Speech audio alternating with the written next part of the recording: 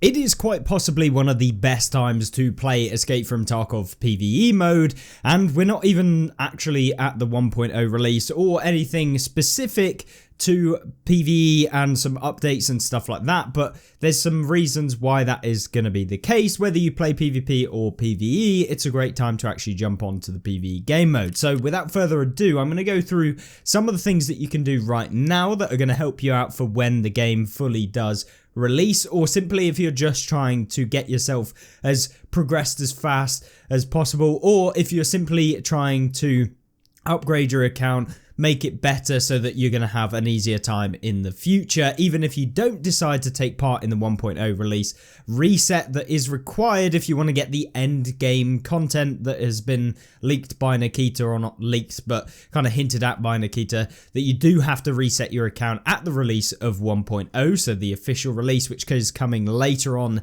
this year. You are going to have to actually reset your PvE account to get access to that, but you don't have to reset your PvE account. Just for those wondering, you don't have to, but if you do want the new content that is locked behind the reset, don't know why they did that, but it is what it is. I guess maybe there's some nuanced stuff that means that they can't take some of the old stuff. I don't know. But essentially, yes, we are going to have a reset. So with that in mind, we're going to take a look at some of the things. Obviously today, as of the recording and publishing of this video, we actually have the 100% boss spawn rate on all of the different maps bar ground zero for some reason, which means that you are going to have the 100% boss spawn rates on all of the maps. If you're watching this video when it does go live, there is 100%. So obviously, with that being said, it's a great time to now pick the boss that you are least kind of familiar with, one of the ones that you struggle with, and just try and grind it out. For example, one of the harder ones, I guess, is Caban on streets, simply because a lot of people don't tend to play streets, as well as the fact that Caban does have a ton of guards and everything that you do have to clear yourself. If for some tips for those of you who are wondering, if you do wait a little bit, usually PMCs will fight the guards and sometimes they'll take them out. So if you just want to purely have some experience with taking out Caban on his self, then yes, you can wait a tiny bit within the raid and then go ahead and try and take him out somewhat later in the raid. But for those of you wondering, yes, it's a great time to jump in. I will be running some streets raids just to kind of get to grips with Caban again, because it's been a while since I've actually kind of farmed him any decent amount anyway. Mainly happens on PvP, to be honest. I wanted to take a quick break in this video just to let you guys know that I will be streaming on Twitch, so please follow me down in the description of this video. You'll find a link to my Twitch channel, and of course subscribe to the channel if you do want to see more Escape from Tarkov videos. And I will jump back into the video now. Obviously you can pick any of the different maps. I've actually got a guide for the goons on Lighthouse, because a lot of people struggle with the goons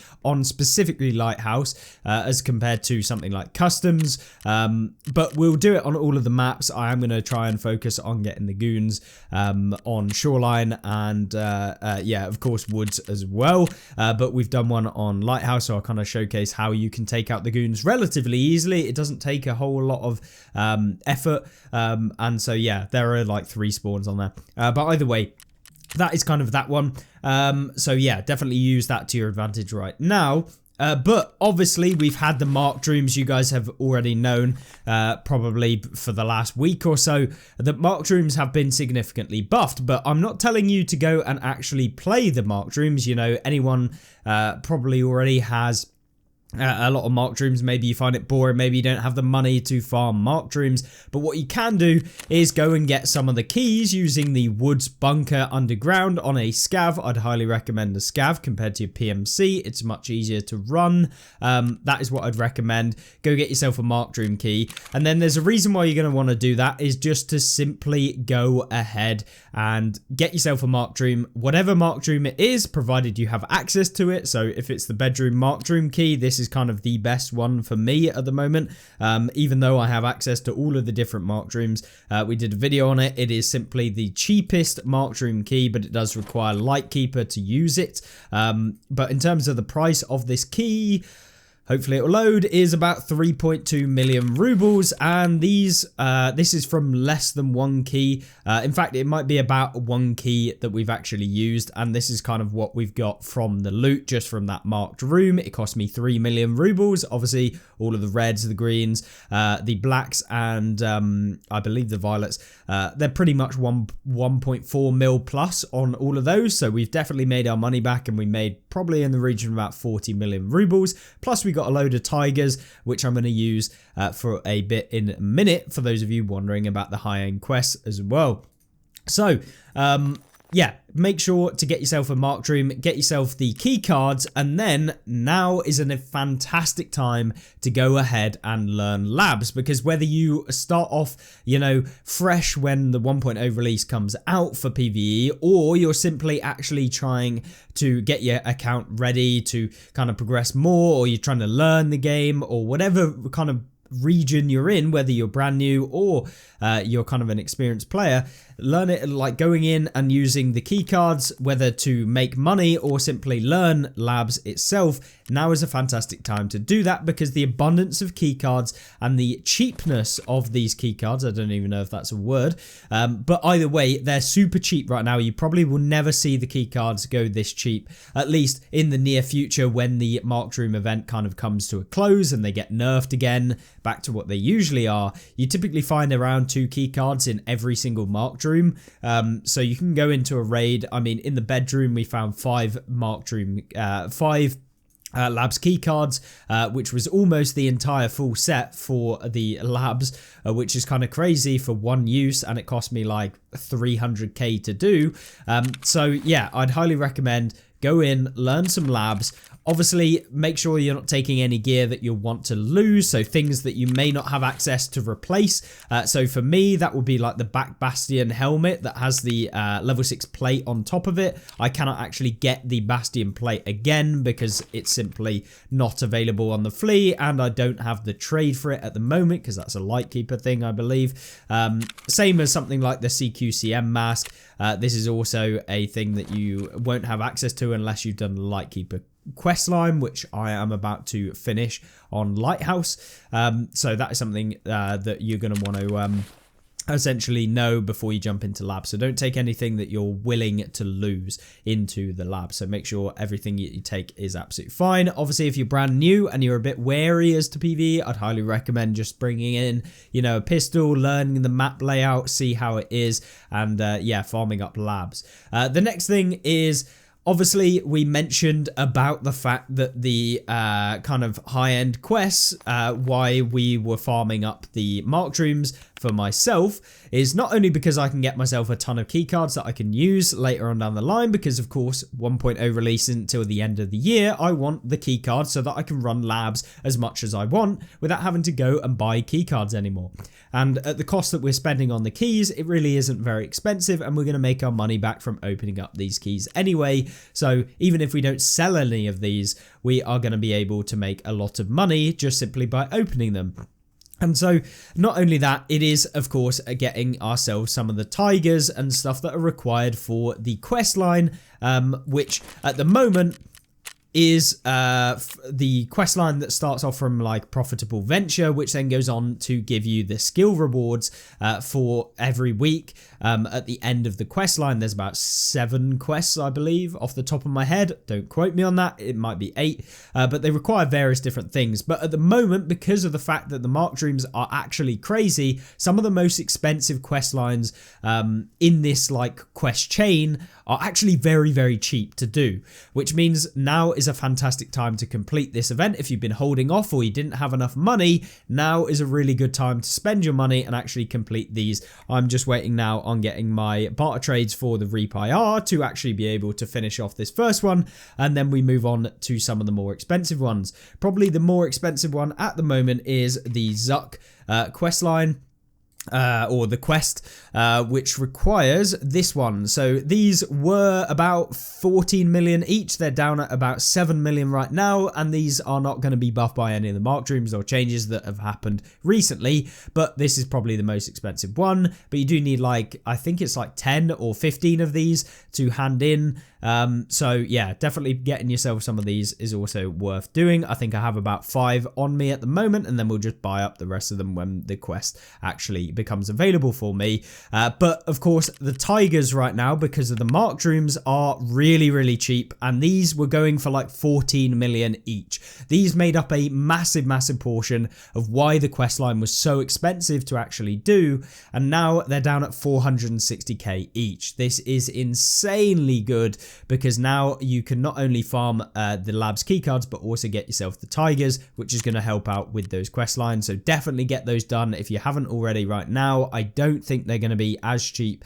as they are right now until you know, a further event that buffs marked rooms in the future, which we have no idea, because marked rooms weren't as good as they are right now, even when PVE got released and the keys were absolutely crazy back then. So it could be like a year before you ever get an event like this one. So I'd recommend going ahead and doing those, obviously supply, demand, etc. The next thing is, if you are planning on resetting, I'd get to grips with the new task update that was happened with the latest kind of patch for Tarkov, which is that you can now pin quest lines. Yes, pinning quest lines.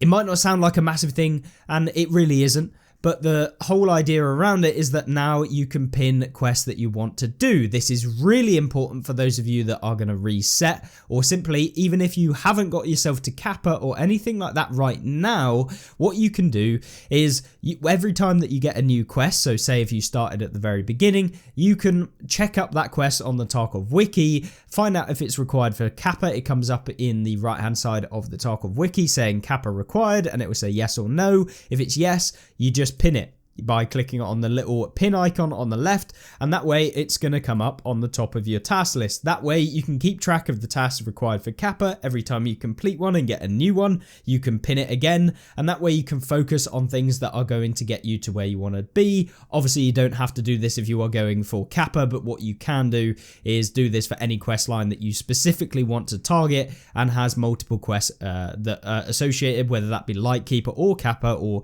something completely different. You can just pin all of the ones that you want to do, or maybe you just want the tasks that are easily done for something like labs, and you can just search by location, find the lab or find customs or whatever, and then pin all of the tasks like that so that they'll come up in the top area. And then you can actually filter the top area by all of the different things that are available as well. So if we go here, you can see we can list up all of them by location, so they'll all kind of list up in the different locations, so you can filter that way. It doesn't actually you know, change how the layout of these are, but we can just get rid of those by just clicking on the ones that we want to get rid of.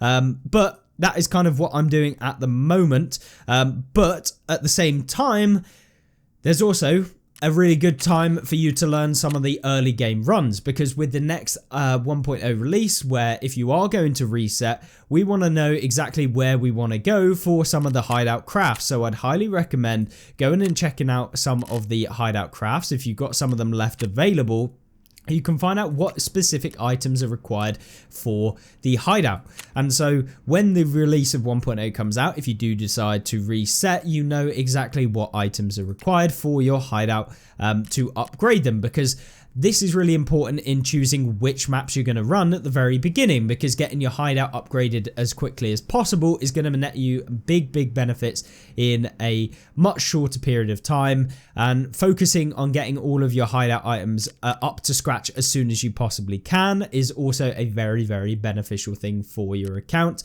because it's going to stop you from getting locked behind waiting to get items in the game. And so what I would do is make sure that you've got yourself some early game runs that you can do that are going to get yourself the items required. So choosing a map that has a very good layout, very good spawn chance of the set items required for, say, for example, the Intel Center level 1, and you go ahead and plan out a route that you're going to do to farm up the items for that in its entirety. Now for me, I don't have any items in my hideout that I can upgrade right now, but I'm going to plan out some videos that are going to go through some of the early game crafting routes that you can use to farm up items required for the hideout, because at the moment you do require found in raid items to level up your hideout. Whether that is going to change with the release of 1.0, because recently they announced that with the new hardcore wipe for PvP is not going to require found in raid items for your hideout, so whether or not that will actually transfer onto the full release of 1.0 for PvE, etc.,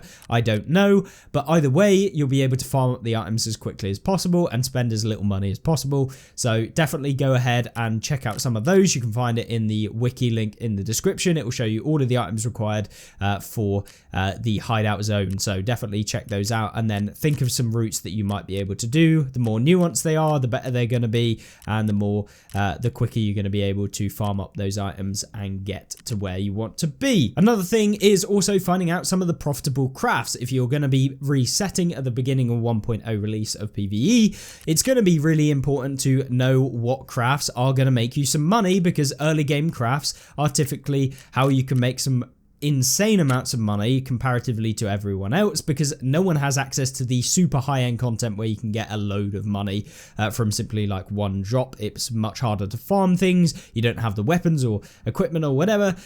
So with that in mind, finding out what actually makes you money on the beginning is going to be really important. So one thing for me, just to show off a couple of things that I'm talking about and to give you some reference, at the beginning of wipe or the beginning of PvE, like a year and a bit ago, we had the capacitor kind of hideout craft. So I pin these, so the ones that are worth actually doing, you can pin them. We're using the heart, the favorite option.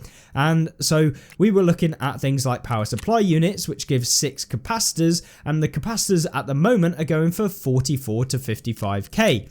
Now that means that buying one power supply unit will make you money just purely from one capacitor, but you get 6 of these. So essentially the input cost is about 30k, and you're making in the region about 240k. So the total you're making is 200k. It lasts an hour and 28 minutes. So every hour and 28 minutes you can make about 200k, which at the beginning of a wipe or the beginning of PvE is going to be pretty darn good for doing absolutely nothing. So getting yourselves some crafts that are worth doing, finding out which they are. So even things like, for example, the power cords to the 8 wires is also another one. It takes an hour and 24 minutes. The reason why you're going to want to have at least 2 crafts to continuously do is so that you can level up your skills. If we go over to the skills panel and we come all the way down to crafting, essentially what you're going to want to do is make sure that you are constantly producing items in your crafting hideout, because for me, hideout management is maxed at level 50, giving us 2 extra fuel canister slots, 2 water filter slots, 2 air filter slots, and also an extra 2 Bitcoin farm storage slots. So we are able to go away for much longer, and we're going to have the ability to keep producing things using this, as well as it also increases the percentage bonuses from your hideout zones. So for example, on our workbench, we get a reduced weapon repair cost using repair kits of 13.5%. Because of our hideout management skill, this is actually getting boosted even further. And that will be the same for the library and stuff like that, that you can see we get a practical buff of all of our skills, leveling up practical skills by 45%, additional raid experience of 22.5%. So all of this sort of stuff is really beneficial. And so you are going to want to essentially keep on crafting. And the same thing with the crafting skill right at the bottom at the right. You can see this is going to reduce item crafting time, and at the end of the mastery, I believe you can actually craft 2 things at once on each of the stations, meaning you can make even more money. But of course, this takes a long time. I've been crafting since like a year, although, you know, the last probably 8 months I've not really been focusing on even crafting things in my hideout because I have way too much money. Leveling this up is something that you should be focusing on, because not only is it reducing the crafting time, but also it also reduces the cyclic production time of things like water filters, so you're able to produce things and yeah, really important to level up. Although it doesn't do the Bitcoin farm, you can't reduce this any further even if you have all of your graphics cards in there, etc. So those are some of the things that make right now really useful and really important to actually grind PvE and get yourselves back into the game. It's a great time to get yourself familiar with all of the quest lines if you haven't played PvE in a while or you haven't played Tarkov.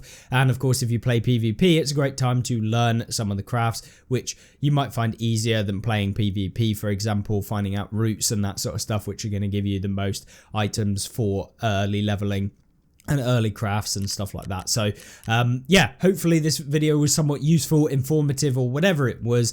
Hopefully you do like the video, and of course subscribe down below if you want to see more content like this one. We'll be posting a lot more videos, and for those of you wondering, yes, I will be streaming very soon consistently. We are actually going to be restarting our PvE account very shortly on a hardcore account, so yeah, stay tuned for some streams starting off from level 0, well, level 1 all the way up to trying to get Kappa before the release of 1.0, at which point we will restart and do the continual thing of hardcore on the PvE 1.0 release to see how far we can get with that one. But with that out of the way, hopefully you enjoy the rest of your day and enjoy the weekend, and I will see you in the next one. Goodbye.